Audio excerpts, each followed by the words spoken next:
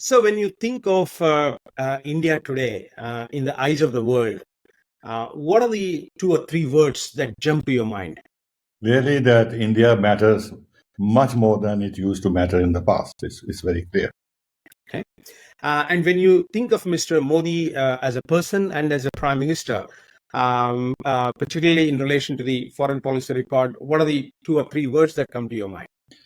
Very successful, surprisingly so, because he didn't have experience in foreign policy, but he has raised Indian foreign policy to heights which we could not conceive earlier.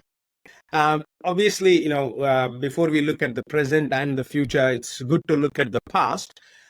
So, how would you evaluate India's record of international relations and foreign policy success during the 10-year tenure of the UPA government under Mr. Manmohan Singh from 2004 to 2014?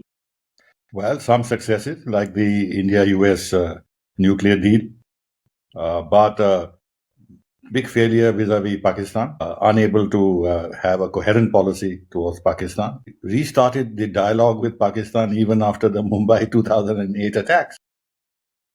And of course, was unable also to handle the China relationship, made too many accommodative gestures, which have not helped.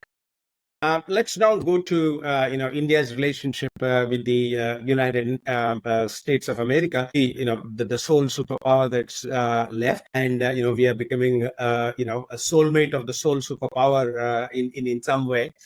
So, how do you think India has navigated its relationship with the United States of America under Prime Minister Modi's leadership? He has raised the relationship with the United States to new heights. He has capitalized on India's economic rise, India's growth story, the fact that India is en route to becoming the third largest economy in the world. But more than that, it is that he has changed the mindset of the world towards India. It's not a country looking for aid and assistance. It is a country that is offering opportunities to other countries, economic and others.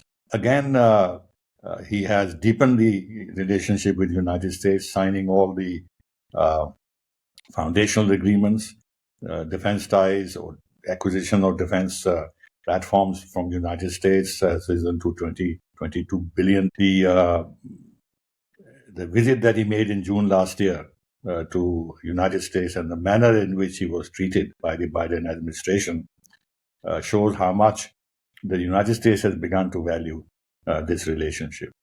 Our membership of Quad, our support for the Indo-Pacific concept, the naval exercises, the Malabar exercises, and other exercises that we are doing with the United States has developed certain strategic bonds between us. And finally, the initiative for emerging and critical technologies, which is very, very important for India's modernization and rise, because tomorrow the battle between countries, the competition for power is going to be technology based. And India is determined, and United States is helpful in terms of developing advanced technologies in India. Now, Mr. Modi, had a good personal rapport with Mr. Trump as well. And now that there is a real possibility that Mr. Trump may come back to power, and also considering that he's quite mercurial in nature, to say the least, how do you think Mr. Modi will be able to manage Mr. Trump going forward? I think we are well placed. India has shown the capacity, not only under Mr. Modi, but even before, that we can deal with all sorts of American presidents, whether Republican or Democratic, whether it was George Bush or Obama or Trump or Biden.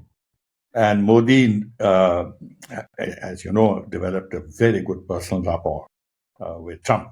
Great event that they organized in Gujarat for him, which left him totally, how should I say, overwhelmed by the kind of reception that he got. Of course, Trump, because of his mercurial nature, as you said, in other areas not directly connected with India, might complicate the global situation, which may then have some rebound on India's own interests. And then on the tariff issues, even while we had a very good relation with Trump, he was very critical. So on trade issues, we'll have to be alert and make sure that we don't run into difficulties. But the long and short is that we have bipartisan support in the United States, and that would be helpful in dealing with Trump. And finally, since Trump had a very aggressive policy towards China, and the threat from China has become a shared threat by India and United States. So to that extent, on the larger strategic from the larger strategic viewpoint, I think India and Trump will find room to strengthen their strategic ties overall. Okay. Now, Mr. Trump has kind of shocked the European nations with his statement on NATO. Now, going forward, do you think Mr. Trump will equally support the Quad that has been formed, and also, in terms of India's stiff with China? Look, Quad doesn't have any European member. It is Western Pacific, Indian Ocean, Indo-Pacific oriented. Australia, Japan, US, India. So the issues that have arisen in US-European relations with regard to Trump's demand that you are putting too much burden on the United States to provide you European security while you continue to grow your economies and pose competition to us. And therefore, he wants them to spend more, which means they'll have to buy more American arms. So that is much more North Atlantic, NATO, US, European issue. And the repercussions of that on the Quad, I don't think will be any. And since the China factor looms very large in Trump's geopolitical thinking, I don't think it will affect Quad. Okay. I read one of your articles on decoding the current India-Canada diplomatic row, and now with the US adding its voice with regard to Pannu. Can you please decode that for our viewers? I think there is a lot of how should I say underhand, underground, complicated things that have been happening behind the scenes. If you recall, our friend Hadley was a CIA asset, a DAE asset, and he was visiting India. The Americans knew it. They didn't alert us. They haven't handed him over to us either. So what has been the tractations behind the scenes involving this fellow, whoever it is that they have identified as a person who sought, who conspired to kill Panun. I won't take all this at face value. My common sense view is that given our relationship with the United States and the fact that we are aware of its capabilities to monitor what's happening across the NSA and everything else, who will take the risk of killing somebody on US soil? Yes, if he was on some other soil, maybe somebody could take a risk. But if you just look at the input-output ratio, it doesn't make any sense. And in the case of Canada, till today, they haven't provided any evidence. And in the case of the United States, they provided some evidence. But there's a lot of gun running, there's a lot of drug trafficking, there's a lot of human trafficking within the Khalistani circles.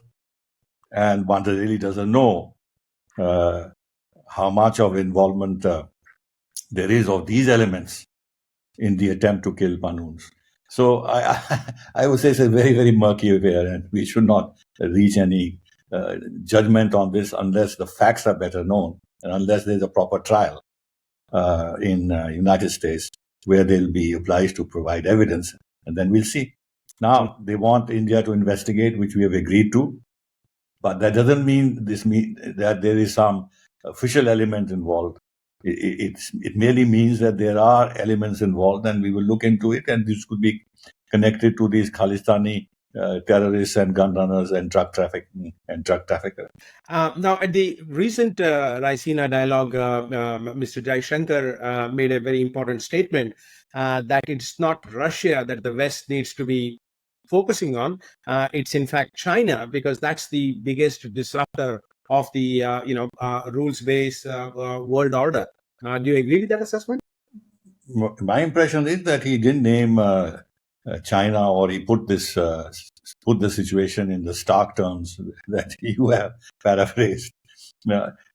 All he said was that you must give more options to Russia, because in effect you are cornering Russia and you're not leaving it any choice but to fall more into the arms of China. I mean, this is the message in what he was saying. Therefore, instead of raising the stakes for Russia and continuing this proxy war, enter into a process of negotiation and diplomacy.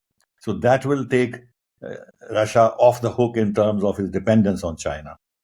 And therefore, the West will be able to concentrate more on the China threat, which is a big threat to us. Russia is not a threat to India, China is.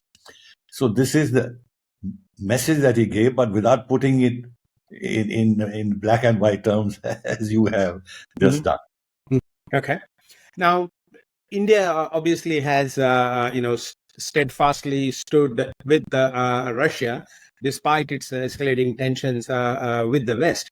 Now, obviously, a country like India has to manage the multipolar world, but with the tensions rising with the Ukraine war and Mr. Putin now saying, a nuclear war also might be on cards in case the West puts ground troops on the ground. You think the Indian government will be able to, manage this tightrope walk between Russia and the West going forward? I think the world will have to do that, because if the West doesn't follow more sensible policies and create a situation where there's a risk of a nuclear conflict, and the Russians have been warning time and again about this. After all, why do countries have nuclear weapons? Why do we have nuclear weapons? If there's an existential threat, then they will be used. So the policy should be to not create an existential threat, which the West is doing. And now even Scholz has said that the British and the American troops are actually involved in operations in Ukraine. And the French president has let it be known that possibly European troops can be put on Ukraine soil. Now, Russia has been saying right along, and that's the genesis of the conflict, that they will not accept Ukraine in NATO. But the West seems to be determined to keep the doors open and, in fact, increase NATO's involvement on the ground, therefore pushing towards a possibility of the use of nuclear weapons, which Russia will not foolishly use unless it feels that really there is an existential threat. Now, the West should take what Putin is saying seriously. So it's not for India to do this tightrope walking. The rest of the world is in danger. And therefore, the rest of the world, the global south and others, at some stage, have to raise their voice and deflect the Europeans and the Americans from following this route of constant, how should I say, deepening of the conflict and creating more and more direct threats to Russia. You can't have it both ways, that NATO doesn't want a direct war with Russia. But does that mean that NATO should have an indirect war with Russia? At what stage that indirect war will actually morph into a direct war? These are the issues which serious geopoliticians should think. Insofar as we are concerned, our position is clear. We'll continue to support dialogue and diplomacy between the two sides, maintain our ties with Russia, continue strengthening our ties with the United States and Europe, and we'll be able to do that. Now, with Finland and Sweden, joining NATO, obviously, the situation in regard to the Ukraine war is getting more and more complicated. How do you suggest India should, deal with this muddying water? Actually, it doesn't affect us at all. If Finland and Sweden who have joined NATO. It is their decision. From the outside, it looks a decision which was not necessary because Sweden has been neutral for 200 years, gone through the First World War, Second World War, this and that and that. Post that, there's been absolutely no threat from Russia to Sweden. Finland has had very productive ties with Russia. There has been no military threat of any kind from Russia to Finland. But the Europeans are now in this mode pushed by the United States to revive NATO, to re-strengthen NATO, because there was a feeling that NATO might just collapse. And with the result that Finland and Sweden have joined. But it doesn't add to Russia's geopolitical concerns, because these countries, were already members of the European Union, had very close ties with NATO countries. So effectively, without being formal members of NATO, they were part of the Western Bloc. In fact, Russia will take some counter steps, and this will create security pressure on both Finland and Sweden. But it is for them to have analyzed all this and seen what was in their best interest. But currently, the European elites are absolutely determined to target Russia in every possible way. Now, let's talk about the elephant in the room. In my view, China has been the biggest challenge to the Modi government's management of international relations. And in your assessment, what do you think has gone right and what has gone wrong in this relationship? Well, first of all, China is a problem, no doubt. We have troops facing each other on the border. They have walked out of all the agreements 1993, 1996, 2013 for border management, peace and tranquility on the border and everything else. And still today, we don't have an explanation why they have done that. Why do they want to open a second front with India, even as they're involved in the Western Pacific? But China remains opaque, its decision making remains opaque, but we are still firmly up to them. But let's also not exaggerate China's capacity to limit our relations with other countries, our engagement with the major powers, our economic rise. After all, if we have become the fifth largest and will become the third largest, it is despite our tensions with China. And if we have strengthened ties with the United States and are strengthening ties with Europe and with the West Asia, especially with UAE and Saudi Arabia, and with the ASEAN countries, including Indonesia, the China factor is a point of pressure, but it has not in any way deterred us from pursuing our self-interest successfully. In our neighborhood, we are meeting those China challenge, but as you can see, Prime Minister Modi has really stepped up engagement with our neighbors, Nepal, Bangladesh, Sri Lanka. And they have begun to recognize the value of our relationship with India, because the amount of time and effort that Modi has given to our relationship with these three countries is unprecedented. With Maldives, we had reached a pretty successful state of bilateral relations under the Soli government, but there has been a setback. But we've handled it very well, and we'll wait for the internal contradictions there to resolve, and for the governing class there to understand how valuable the relationship is with India. So we are biding our time. So the long and short is, or look at our Africa policy. China's pressure on us hasn't hampered us. Of course, China is preventing the enlargement of the UN Security Council. They are stopping us from joining the NSG and all that. Those challenges are there apart from the real military challenge on the border. But we have stood up to them. Mm-hmm. Now, in one of your articles, you have said that when it comes to China, distrust more and verify more. I think it's a very beautiful, apt statement. Can you please elaborate a bit on that? I think so far, right from the time that Rajiv Gandhi visited China in 1988, we have been accommodative towards China.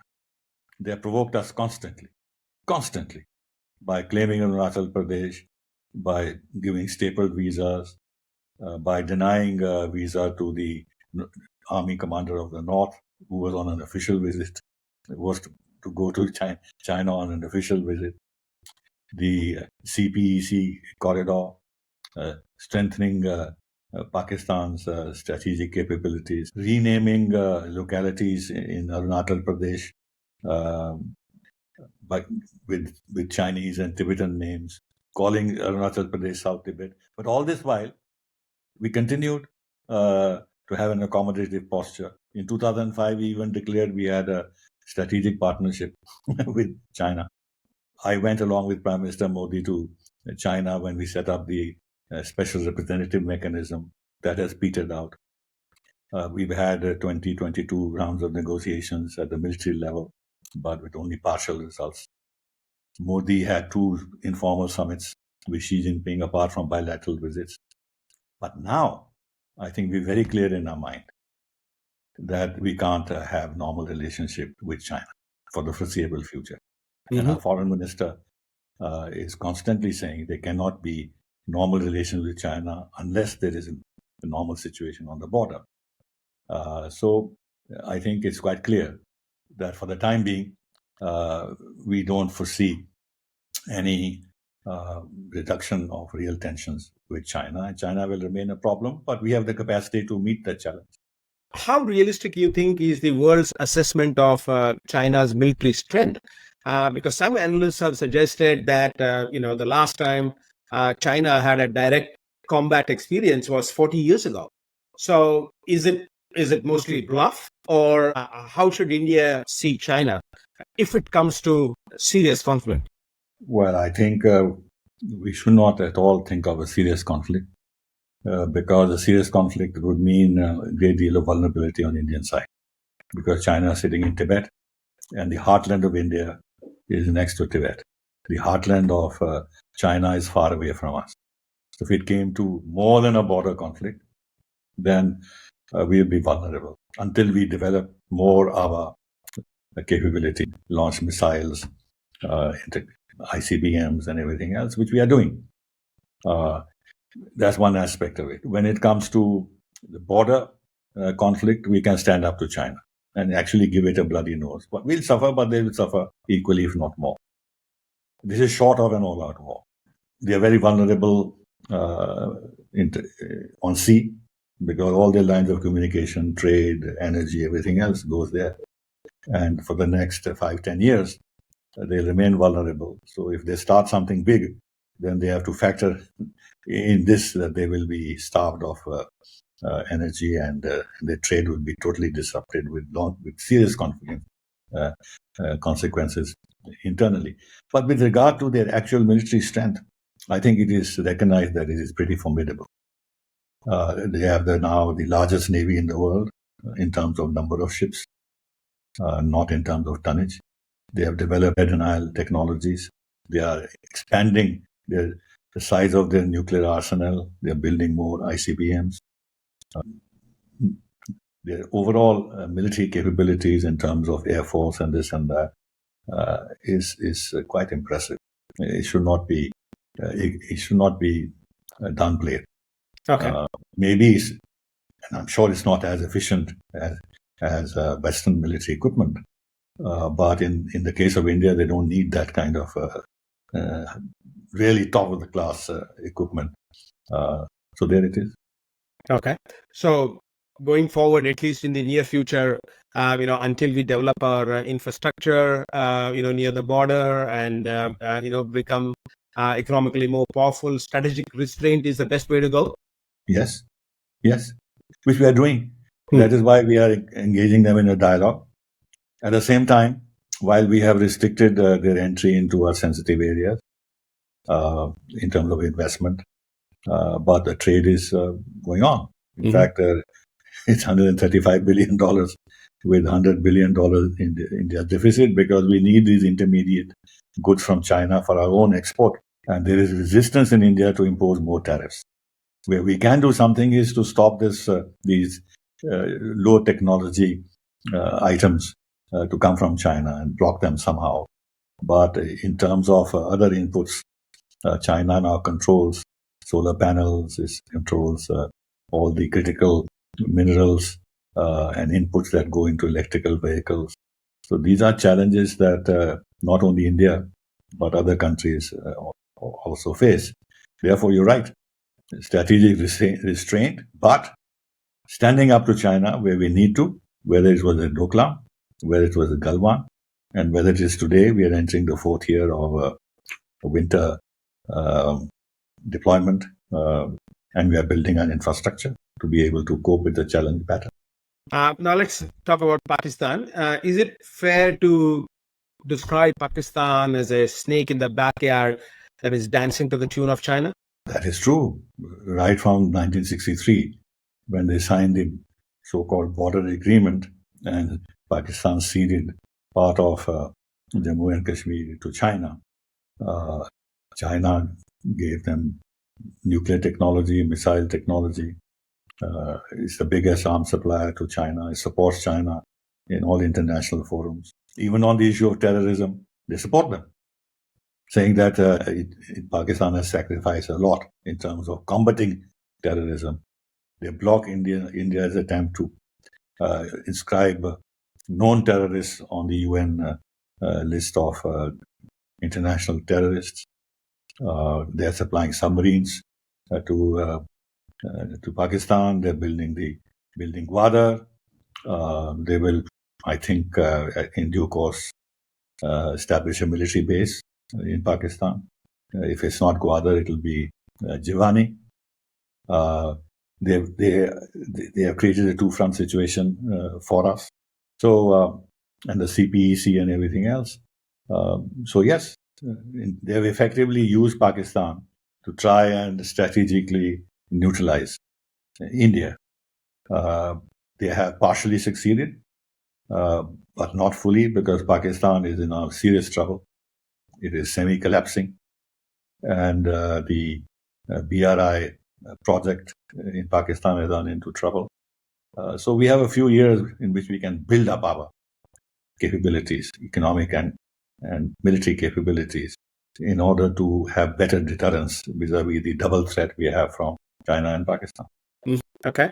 Now, in many ways, it's in India's interest that its neighbors are politically and economically, strong, because otherwise, there could be border incursions with refugees and so on. Now, with Pakistan economy crumbling down and with Nawaz Sharif or his party coming back to power, do you see any prospect of a fundamental change in India-Pakistan relationship? No, because Pakistan has become radicalized. Its politics has become more messy, especially including after the recent elections. The army is still manipulating the politics in the country. General Asim Munir's views on India don't seem to be very friendly. He's at one time called India as a civilizational enemy. Nawaz Sharif does make positive noises about relationship with India, but he's been prime minister 3 times already, but has not been able to deliver, even on the issue of trade. And with Imran Khan, whose party has won the maximum number of seats, being very anti-Indian in his thinking and approach, and having boxed himself into a corner that there can't be any dialogue with India unless Article 370 is revoked. He's not given any room for Shahbaz Sharif to actually reach out to India. So I think the policy of benign neglect that we are following is the best policy for the time being. I don't expect Pakistan to be able to restore a degree of order in its own domestic politics for it to have the room to reach out to India. The issue of terrorism hasn't gone away. It is at the lower level, but the mentality of jihad and these organizations still exist in Pakistan. India has been steadfast with its, neighborhood first policy, but we have had some political and economic challenges with Sri Lanka, Nepal, and now Maldives. Do you think the neighborhood first policy needs any kind of fine tuning? Well, I think Prime Minister Modi has already done a lot of fine tuning. Prime Minister Manmohan Singh never made a bilateral visit to Nepal. He went there for a SAARC thing, but never made any bilateral visit. Look how many bilateral visits Prime Minister Modi has made to Nepal. Yes. Similarly, in the case of Sri Lanka, so many visits have been made both ways. In terms of connectivity with Nepal, we've taken major steps to make the Nepalese feel more secure with the oil pipeline and railway connectivity and everything else. With Bangladesh, it's been a huge success, unprecedented success in terms of neighborhood policy, where at one time Bangladesh won't even talk about transit. And today, look at the kind of transit connectivities that are taking place and the power sharing and everything else. Even with Nepal, we read just now that we'll buy 10,000 megawatts of power from Nepal. With Sri Lanka, we were extremely generous to bail them out when they needed money. And they recognized that. And with Maldives, as I said, we were on a very good wicket till Moizu, pushed by Islamist lobbies, has muddied the ties, but I think they'll come back to their senses. So I think in terms of neighborhood policy, which actually goes beyond, just these subcontinental neighbors, we should also think in terms of Seychelles, Mauritius, West Asia, which is a part of our extended neighborhood. And there has been huge success in terms of reaching out to them and building very, very strong relationship with these countries. Okay. Now, in many ways, it's magical, in my view, that Mr. Modi has managed to broaden and deepen India's relationship with Israel and as well as the Middle East at the same time. How does this magic has come to fruition? Well, I think we should look at also the magic inherent in what the conservative Gulf monarchies have adopted as an attitude towards Israel. After all, we began normalizing our relationship with Israel from 1992 onwards when we established diplomatic ties with them. And since then, we've reached a very high point in our ties with Israel, which has become a major defense partner of India. And we've exchanged visits. Prime Minister has gone there, Netanyahu has come here and all that. And all this while, it didn't at all have any impact on our relations with the Arab world, whether it was Egypt or the Gulf countries, or even Iran. Because the Gulf countries and the Arab world generally had begun to lose relatively interest in the Palestine issue. And the fact that as part of the Abraham Accords, UAE, Morocco, Sudan normalized ties with Israel. And we set up the ITU2 forum with United States, UAE, India, and Israel as a collaborative arrangement for the future for the development of West Asia with the inclusion of India and Israel and the backing of the United States. And now the India, Middle East, Europe corridor, of which Saudi Arabia is a part, and which will go eventually through Haifa on to Greece.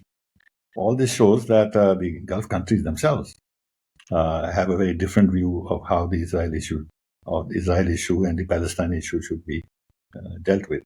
So it has given us a lot of space to do our diplomacy and strengthen our bilateral ties with these countries while continuing our strong ties with Israel, though for the moment, given the nature of Netanyahu's policies in Gaza and the West Bank, I think he's making it very difficult not only for India, but for its friends and partners to continue to underwrite what they're doing.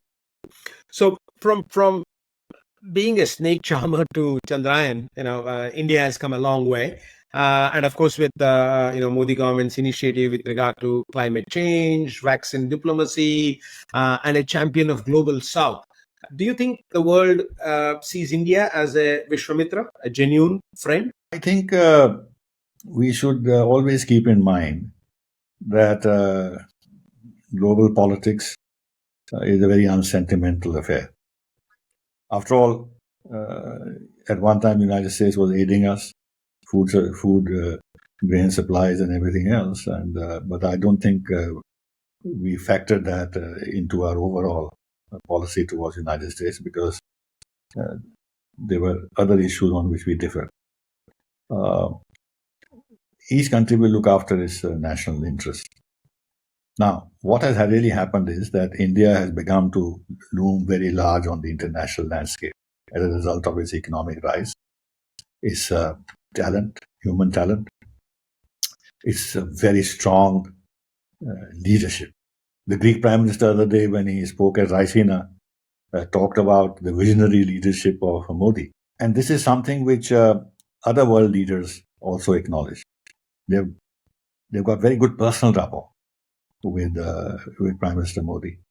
Look at the way Putin phrases him, that under him, India will never succumb to pressure. And he's lauded India for pursuing his national interests and independence of its foreign policy. The United States says that, Biden says that it's a defining relationship for the 21st century. He's repeated that. So the leaders of two adversarial countries are all praising Modi. Now, we took the initiative at G20 to organize the Voice of the Global South Summit. And actually, if you look at the G20 agenda, the leaders' declaration, all the concerns and expectations of the Global South are inscribed in that. It is not a G7 agenda. It is a developing country agenda. It's a Global South agenda.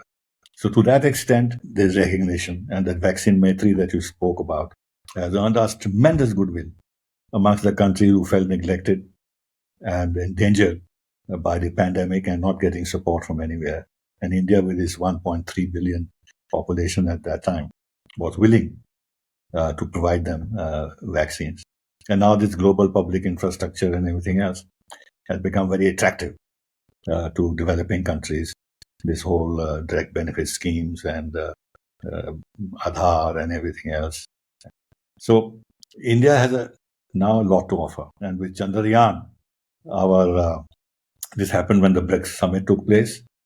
India's prestige soared that a country has this technology that it was able to land this on the south pole of the moon, which is a very difficult technical exercise.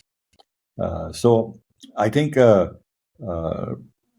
Vishwamitra is our own formulation, but let me put it this way, that the world now regards India positively, much more positively than in the past.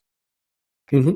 Now, obviously, Indians have taken note of India's exceptional performance in foreign policy record, and various surveys indicate that as well. So what do you think is the secret behind Modi magic? Is it his vast experience or the fantastic team that he has built with Mr. Jaishankar and others, or his unwavering commitment to nation building? He has a vision for India. He's looking at the long term. And he's already said that by 2047, we will be a developed country. And he started attacking some of the basic problems that India faced, not at the elite level, at the business level, but at the level of the ordinary citizen.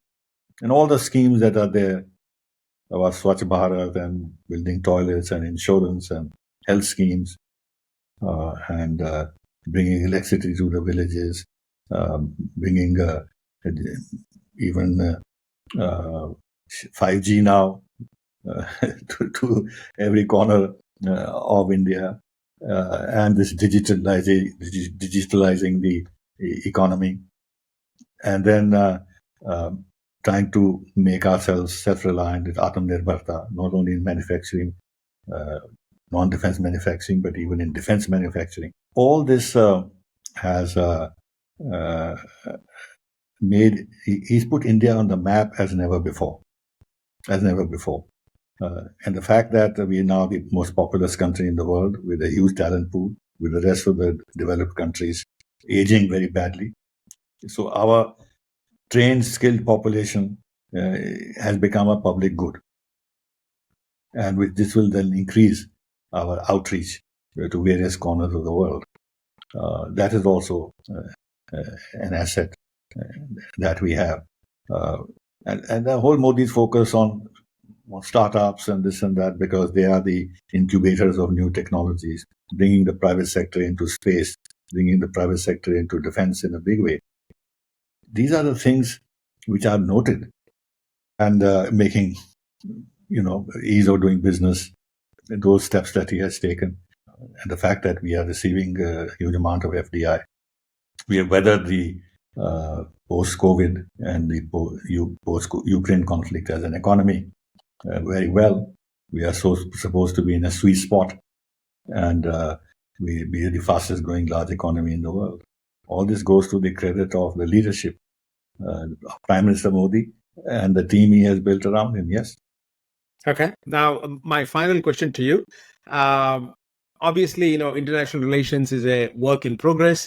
It's more of a journey than a destination. Going forward, what do you think 2 or 3 things that India should focus on to further bolster its international image and record? First of all, I partially answered that question, which is that Atmanirbharta is extremely important. Without that, we'll remain dependent on others. It's no good importing technologies. We must develop technologies ourselves.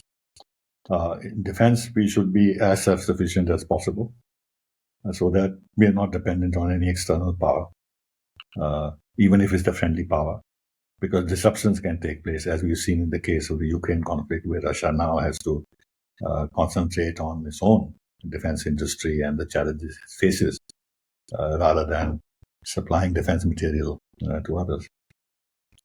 Number 3, in terms of the demographic dividend, absolutely necessary to skill our people.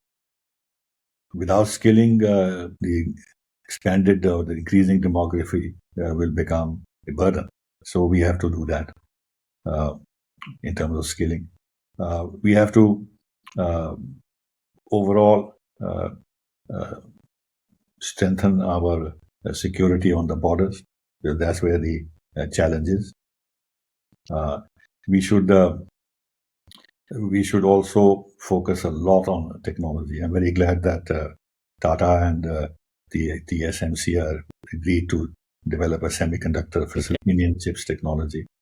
That's very vital, because tomorrow the power equation of countries will depend on their technological advance, and we must make sure that we remain ahead of the curve, or at least we are not left behind, whether it is quantum computing or robotics or critical raw materials, etc., etc. We have on climate change, we'll be subject to a lot of pressure, and therefore we have to quickly move towards renewable energy as quickly as we can to withstand these pressures, because we are being singled out as a big contributor to global warming, which is actually not the case, but this is the kind of pressure that is being put on us. So these are some of the areas in which India has to